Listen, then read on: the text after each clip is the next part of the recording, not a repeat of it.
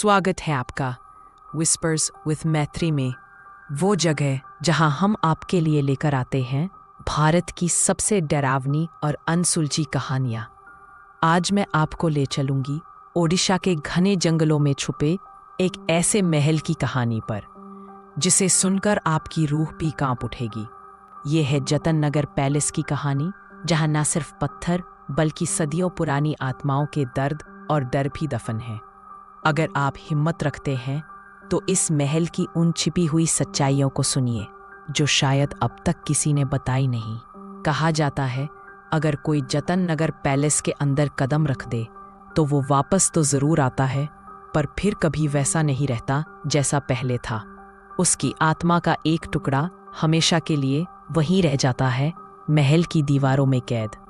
आयशा 30 साल की एक महत्वाकांक्षी आर्किटेक्ट थी जिसकी जिंदगी पिछले कुछ महीनों से पटरी से उतर चुकी थी।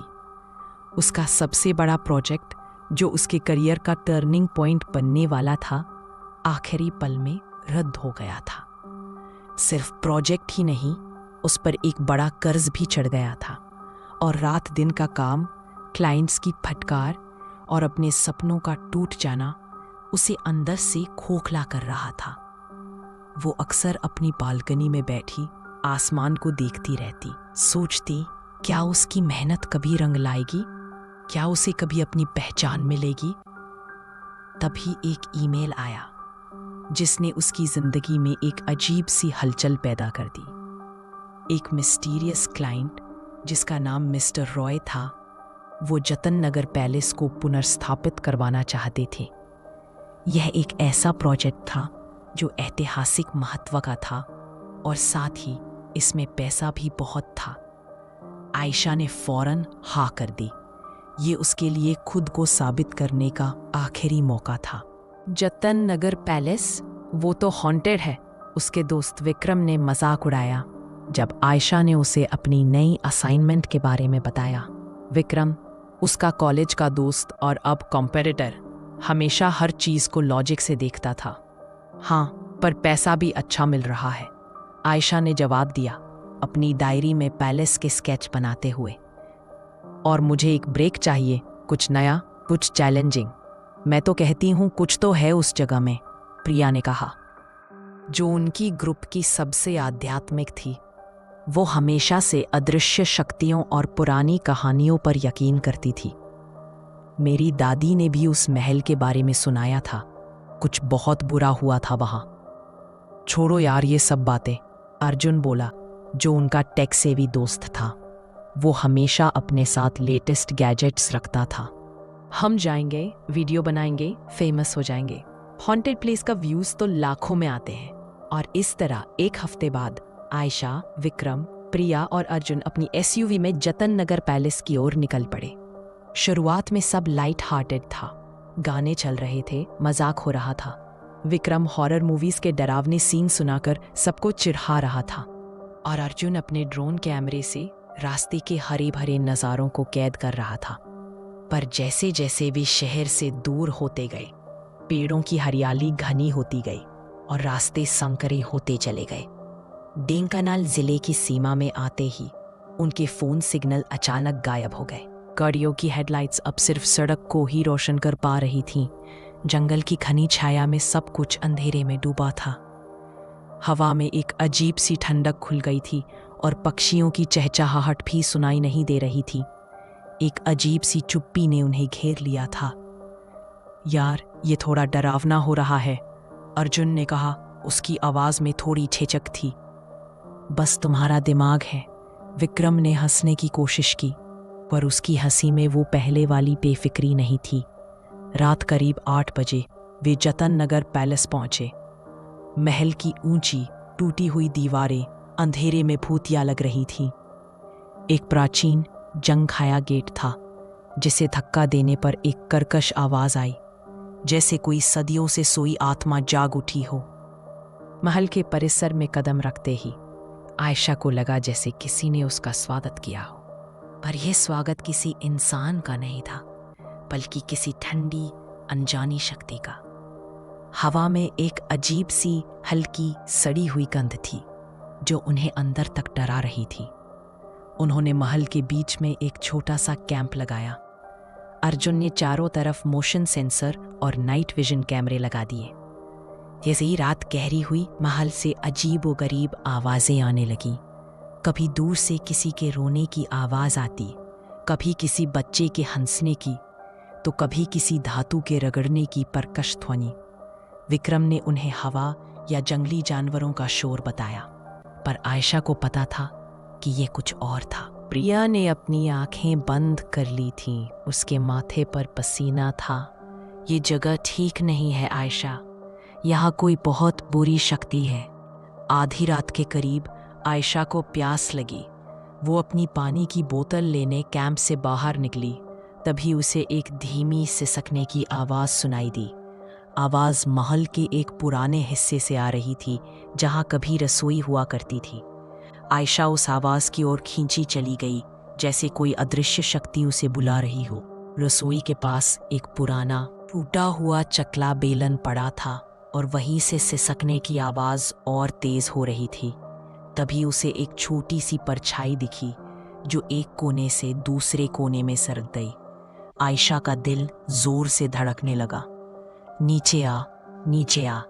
एक धीमी ठंडी फुसफुसाहट उसके कानों में गूंज उठी।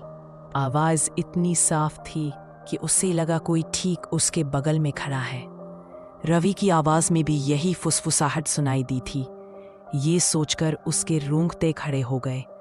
उसे लगा यह महल उसे अंदर खींच रहा है।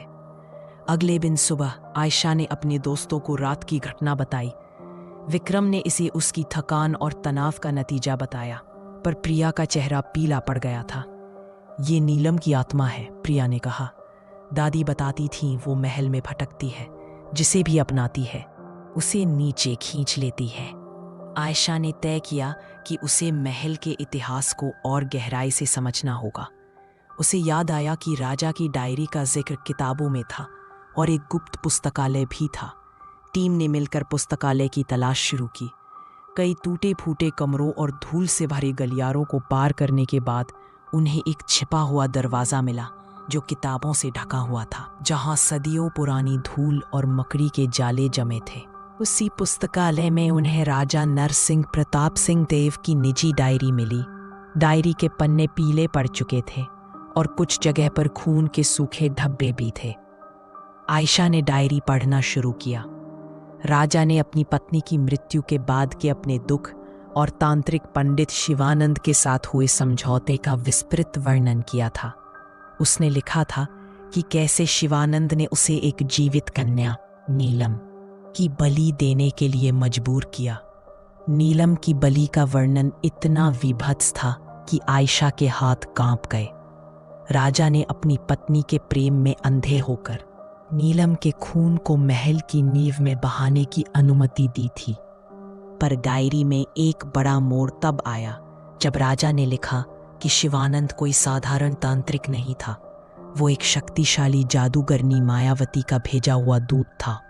मायावती अपनी काली शक्तियों के लिए पूरे उपमहाद्वीप में जानी जाती थी। उसने राजा को अपनी मृत पत्नी की आत्मा वापस लाने का झूठा वादा किया था, पर उसका असली मकसद नीलम की शुद्ध आत्मा का उपयोग करके अपनी शक्ति को असीमित करना था। राजा ने लिखा था कि मायावती ने नीलम की बलि के बाद खुद को महल में स्थापित कर लिया और राजा को भी अपने वश में कर लिया। मैं अब उसका गुलाम हूँ, राजा ने लिखा था। मेरा शरीर मेरा नहीं रहा, मेरी इच्छा शक्ति, मेरी आत्मा सब उसके कब्जे में है। डायरी में ब्रिटिश राज के दौरान की घटना का भी जिक्र था। राजा ने लिखा कि मायावती ने ही उन 14 कर्मचारियों को जिंदा दफनाया था। वे कर्मचारी जिनमें पार्वती नामक एक दासी भी थी। उन्होंने मायावती के गुप्त अनुष्ठानों को देख लिया था, जहां वह राजा की आत्मा के टुकड़ों को महल में मौजूद अन्य आत्माओं के साथ जोड़ रही थी। मायावती नहीं चाहती थी कि कोई भी उसके असली इरादे जाने। यह सब पढ़कर टीम के रोंगटे खड़े हो गए। महल की वास्तविक प्रेतात्मा रानी की नहीं, बल्कि उस दुष्ट जादूगरनी मायावती की थी, जो अब भी महल में अपनी असीमित शक्ति का विस्तार कर रही थी। वह आई शेप का निशान जो लोगों के हाथों पर आता था, दरअसल उस जादूगरनी का प्रतीक था, जो बताती थी कि अब वह उनका हिस्सा बन चुकी है, उन्हें अपना गुलाम बना रही है। पुस्तकालय में ही उन्हें एक पुराना हाथ से बना नक्शा मिला, जिसमें महल के नीचे की काल कोठरी का रास्ता दिखाया गया था। यह वह जगह थी जहां मायावती ने सैकड़ों आत्माओं को अपनी शक्ति के लिए कैद कर रखा था, जिसमें राजा की आत्मा का एक बड़ा टुकड़ा भी शामिल था। डायरी में यह भी लिखा था कि यदि मायावती को महल में उसकी पूरी शक्ति मिल गई तो वह महल की दीवारों से बाहर निकलकर पूरी दुनिया पर अपना काला साम्राज्य स्थापित कर लेगी। उस काल कोठरी से हमेशा एक अजीब सी गंध आती थी, जैसे सड़ी हुई लाशों की गंध, और वहाँ की हवा में एक अजीब सा दबाव महसूस होता था, मानो लाखों आत्माएं एक साथ रो रही हो, मुक्ति की भीख मांग रही हो। डायरी में एक चेतावनी भी लिखी थी कि काल कोठरी में कदम रखने वाला कभी जीवित वापस नहीं आता। पुस्तकालय में रात भर रिसर्च करने के बाद टीम की नींद उड़ी हुई थी। आयशा को अपने आसपास नीलम की फुसफुसाहटें और राजा के रोने की आवाज़ें सुनाई देने लगी थी। उसे हर कोने में परछाइयाँ दिखती थीं और उसे लगता था कि कोई उसे लगातार देख रहा है। उसका दिमाग उसे धोखा दे रहा था, या ये महल की माया थी?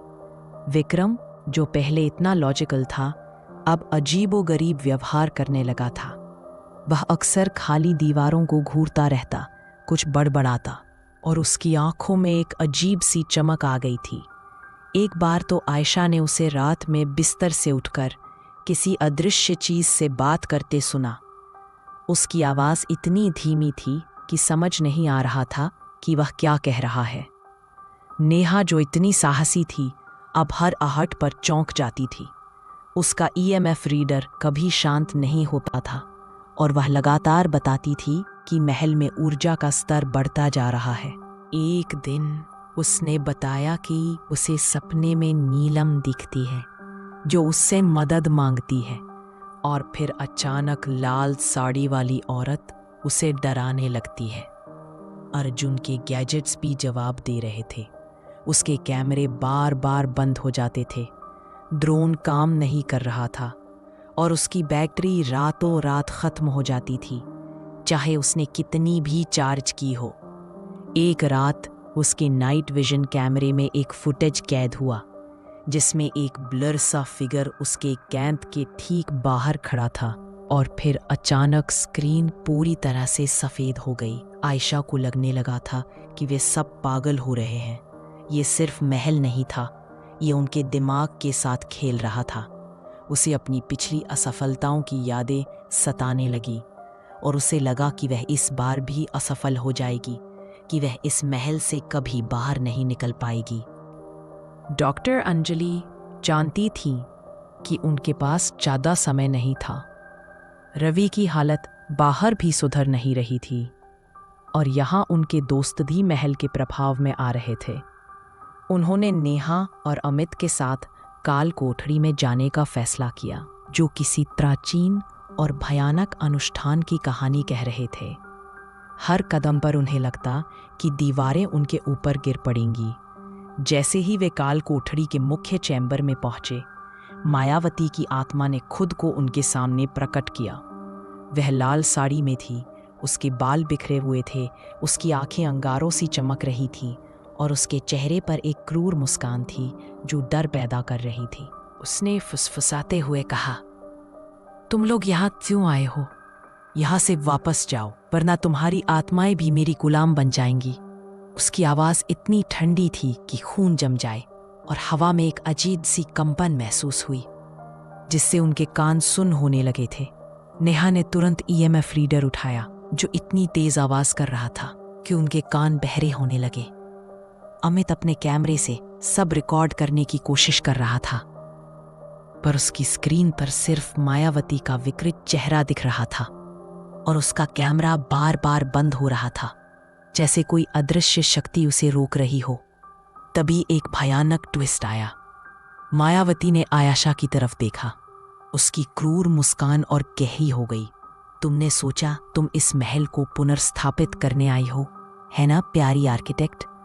उसकी आवाज एक गहरी भयानक हंसी में बदल गई। और तुमने कभी सोचा तुम्हें ये प्रोजेक्ट मिला कैसे?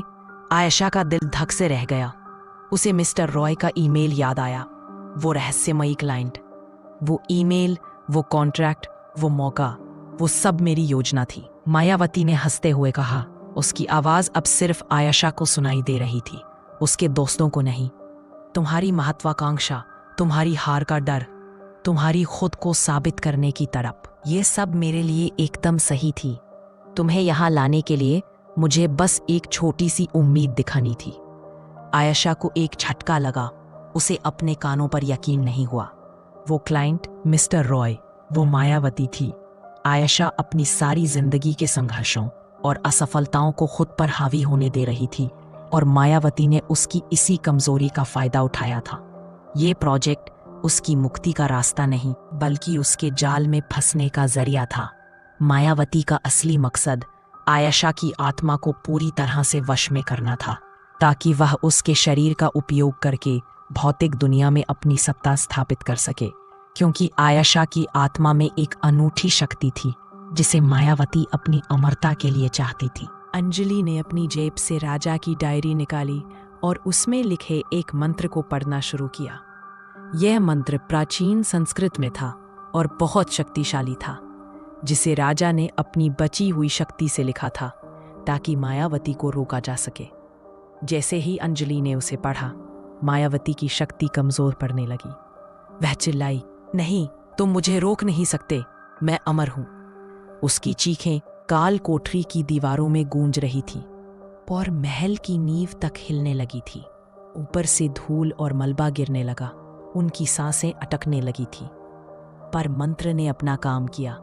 मायावती की आकृति धुंधली पड़ने लगी और काल कोठरी में कैद सैकड़ों आत्माएं चीखने लगी, जैसे उन्हें आज़ादी मिल रही हो।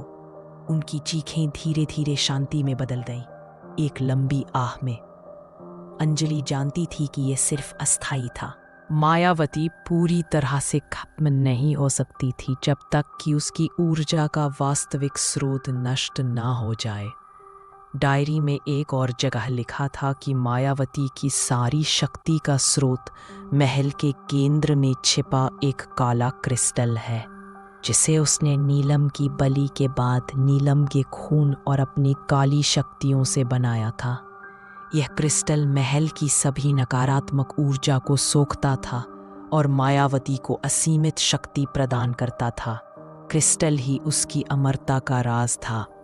जैसे ही मायावती की आत्मा थोड़ी कमजोर पड़ी, अंजलि ने नेहा और अमित को क्रिस्टल खोजने का आदेश दिया। वे महल के सबसे पुराने हिस्से में पहुंचे, जहां एक पुराना सिंहासन कक्ष था। यह कक्ष राजा के निजी अनुष्ठानों के लिए उपयोग किया जाता था। सिंहासन के नीचे उन्हें एक गुप्त चैम्बर मिला।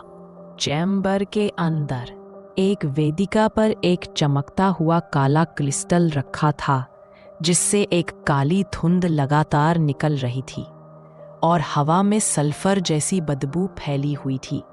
क्रिस्टल की चमक इतनी तेज थी कि उसे देखना मुश्किल था और उसे छूने पर एक अजीब सी कंपन महसूस हो रही थी, जैसे उसमें कोई भयानक शक्ति समाई हुई हो। जैसे ही अमित ने क्रिस्टल को छुआ, उसे एक भयानक बिजली का झटका लगा और वह जमीन पर गिर गया। उसके हाथ पर तुरंत एक जलने का निशान बन गया, वही आई शेप वाला निशान। नेहा ने हिम्मत करके उसे उठाया और डॉक्टर अंजलि को बताया कि ये क्रिस्टल ही सारी शक्ति का स्रोत है। अंजलि ने डायरी में लिखे आखिरी और सबसे शक्तिशाली मंत्र को पढ़ा, जो क्रिस्टल को नष्ट करने के लिए था। ये मंत्र राजा ने खुद लिखा था, मायावती की धोखेबाजी के बाद अपनी बची हुई शक्ति से, ताकि कोई उसे कभी इस्तेमाल न कर सके। मंत्र पढ़ते ही क्रिस्टल जोर से थर्राया और उसमें दरारें पड़ने लगी, जैसे वह अंदर से टूट रहा हो। मायावती की आवाज एक भयानक चीख में बदल गई, नहीं, तुम इसे नष्ट नहीं कर सकते, मैं तुम्हें छोड़ूंगी नहीं, मैं तुम्हें मार डालूंगी। उसकी आवाज इतनी तेज थी कि महल की नींव तक हिलने लगी और दीवारों से प्लास्टर गिरने लगा, जैसे महल खुद ही बिखर रहा हो। क्रिस्टल एक जोरदार धमाके के साथ टूट गया और एक तेज नीली रोशनी ने पूरे महल को अपनी चपेट में ले लिया। रोशनी इतनी तेज थी कि उनकी आंखें कुछ पलों के लिए बंद हो गईं। जब उन्होंने आंखें खोली तो मायावती की आत्मा वहां नहीं थी। महल की हवा हल्की हो गई थी और वहां मौजूद पुरानी उदासी गायब हो चुकी थी। एक अजीब सी शांति महल में छा गई थी, जैसे सदियों का बोझ उतर गया हो। वे जानते थे कि मायावती पूरी तरह से खत्म नहीं हुई थी, पर उसकी शक्ति अब कई सदियों के लिए निष्क्रिय हो चुकी थी और उसकी पकड़ महल पर कमजोर पड़ गई थी। नीलम की आत्मा भी अब शांत लग रही थी, जैसे उसे मुक्ति मिल गई हो, और एक हल्की सी फूलों की खुशबू हवा में फैल गई, जो राहत की निशानी थी। जतन नगर पैलेस एक हॉन्टेड जगह नहीं था, यह एक ट्रैप था। एक ऐसी जगह जहां अच्छी और बुरी दोनों आत्माएं एक साथ कैद थीं। पर अब राजा की आत्मा और बलि दी गई कन्या नीलम की आत्मा को मुक्ति मिल गई थी। महल की हवा में अब एक अजीब सी शांति महसूस की जा सकती थी, जो पहले कभी नहीं थी। एक नई शुरुआत की उम्मीद। अंजलि और उसकी टीम महल से तो वापस आ गए, पर रवि कभी ठीक नहीं हुआ। उसकी आंखों में अभी भी वही डर था और वह अक्सर फुसफुसाता था, वह वापस आएगी, वह हमेशा वापस आती है। क्योंकि भले ही क्रिस्टल टूट गया था, मायावती की थोड़ी सी ऊर्जा अभी भी महल में कहीं दबी हुई थी, एक चिंगारी की तरह जो सही समय का इंतजार कर रही थी ताकि वह फिर से उठ खड़ी हो सके।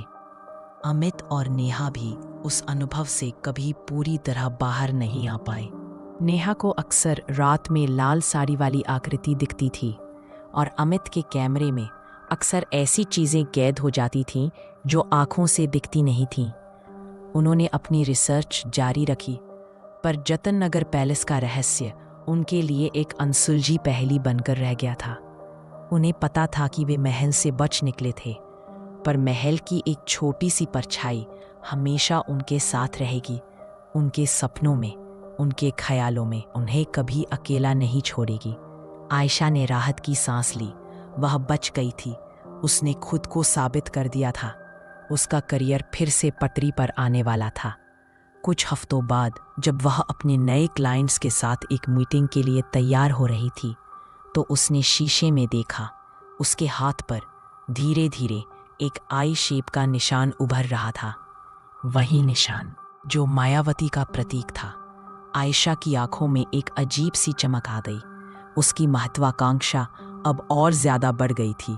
उसकी आवाज में एक अनजानी कठोरता थी, उसके चेहरे पर एक हल्की सी क्रूर मुस्कान थी।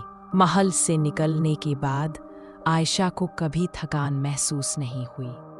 उसे लगता था जैसे उसके अंदर कोई असीमित ऊर्जा भर गई हो। उसकी सोच, उसके आइडियाज, सब कुछ पहले से ज्यादा तेज और प्रभावी हो गए थे। उसे लग रहा था कि वह अब किसी भी चुनौती का सामना कर सकती है। रवि, जो अभी भी हॉस्पिटल में था, एक दिन अचानक चिल्लाया, वह अब बाहर है, वह हमारे बीच आ गई है। नर्सें डर गईं, पर किसी को समझ नहीं आया कि वह क्या कह रहा है। आयशा ने मुस्कुराते हुए अपने नए प्रोजेक्ट की फाइल खोली। मिस्टर रॉय की ओर से आखिरी ईमेल आया था, जिसमें लिखा था, मुझे पता था तुम ही हो आयशा, अब तुम तैयार हो। महल की माया ने आयशा को मुक्ति नहीं दी थी, उसने उसे एक नया जीवन दिया था, पर यह जीवन मायावती का था। अब जतन नगर पैलेस खाली था, पर उसकी सबसे शक्तिशाली आत्मा मायावती आयशा के शरीर में समा चुकी थी। वह बाहर आ चुकी थी और दुनिया को अपनी शक्ति का अनुभव करवाने के लिए तैयार थी। आयशा की खुद को साबित करने की चाहत ही उसकी सबसे बड़ी हार बन गई थी। और हाँ, ध्यान रखना, कुछ दरवाजे ऐसे होते हैं जो एक बार खुल जाए तो फिर वापस बंद होना मुश्किल हो जाता है। अगर आपको ये कहानी पसंद आई हो तो लाइक और शेयर करना मत भूलना। कमेंट में बताओ आप ऐसी कौन सी जगह जाना चाहते हो जहां सच में डर लगे। मैं हूं मैत्री। मिलते हैं अगली डरावनी दास्तान के साथ। तब तक सेफ रहो और सतर्क रहो।